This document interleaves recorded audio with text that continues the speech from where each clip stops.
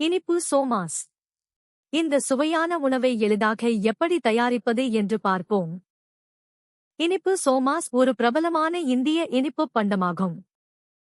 இந்த உணவிற்கு தேவையான பொருட்கள்: மைதா மாவு, நெய் அல்லது எண்ணெய், தண்ணீர், உப்பு, புதிதாக துருவிய தேங்காய், வெல்லம், ஏலக்காய் தூள், முந்திரி பருப்பு, கிஸ்மிஸ் பழம், கசகசா, கஸ்கஸ். படி 1. மாவை தயார் செய்யவும். ஒரு பெரிய பாத்திரத்தில் மாவு மற்றும் உப்பு சேர்க்கவும். உருக்கிய நெய் அல்லது எண்ணெயைச் சேர்த்து கலவை பிரெட் தூள் போல மாறும் வரை மாவோடு சேர்த்து தேய்க்கவும்.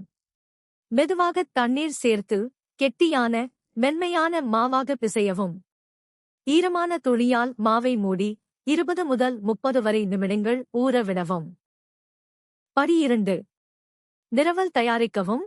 ஒரு கடாயில் வெல்லத்தை குறைந்த தீயில் 1 டேபிள்ஸ்பூன் தண்ணீருடன் கரைத்து சிறப்பாக மாற்றவும்.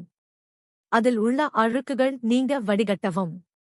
துருவிய தேங்காயை சேர்த்து கலவை சற்று கெட்டியாகும் வரை மற்றும் வாசனை வரும் வரை தொடர்ந்து கிளறி சமைக்கவும். தீயிலிருந்து அகற்றி ஏலக்காய் தூள், நறுக்கிய முந்திரி, திராட்சை மற்றும் வறுத்த கசகசாவை சேர்க்கவும். நன்கு கலந்து நிரவலை முற்றிலும் குளிரவிடவும். படி 3. மாவு பிசைந்ததை சிறிய, சம அளவிலான உருண்டைகளாக பிரிக்கவும். ஒவ்வொரு உருண்டையையும் மெல்லிய வட்டமாக உருட்டவும். பூரி. படி 4. பூரியின் ஒரு பாதியின் மேல் ஒரு கரண்டி குளிர்ந்த கலவையை வைக்கவும். பூரியின் விளிம்புகளை தண்ணீரில் லேசாக ஈரப்படுத்தவும். படி 5. பூரியின் மற்ற பாதியை நிரப்பியின் மீது மடித்து ஒரு பிறை வடிவத்தை உருவாக்கவும். விளிம்புகளை உறுதியாக அழுத்தி மூடவும். படி 6. சோமாஸ் கட்டர் அல்லது கத்தியை பயன்படுத்தி ஓரங்களை வெட்டி அலங்கார தோற்றத்தையும் உறுதியான ஒட்டையும் உறுதி செய்யவும். படி 7. வறுத்தெடுப்பதற்கு ஒரு வாணலியில் எண்ணெயையோ அல்லது நெய்யையோ மிதமான தீயில் சூடுபடுத்தவும். படி 8. கவனமாக சில சோமாக்களை சூடான எண்ணெயில் நழுவ விடவும். பாத்திரத்தில் அளவுக்கு அதிகமாக அடைக்க வேண்டாம். படி 9.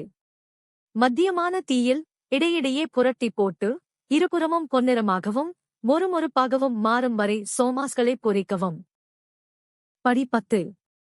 வறுத்த சோமாஸ்களை ஒரு சல்லிக்கரண்டியால் எடுத்து அதிகப்படியான எண்ணெயை உறிஞ்சும் காகிதத்தில் வடிக்கவும். படி 11.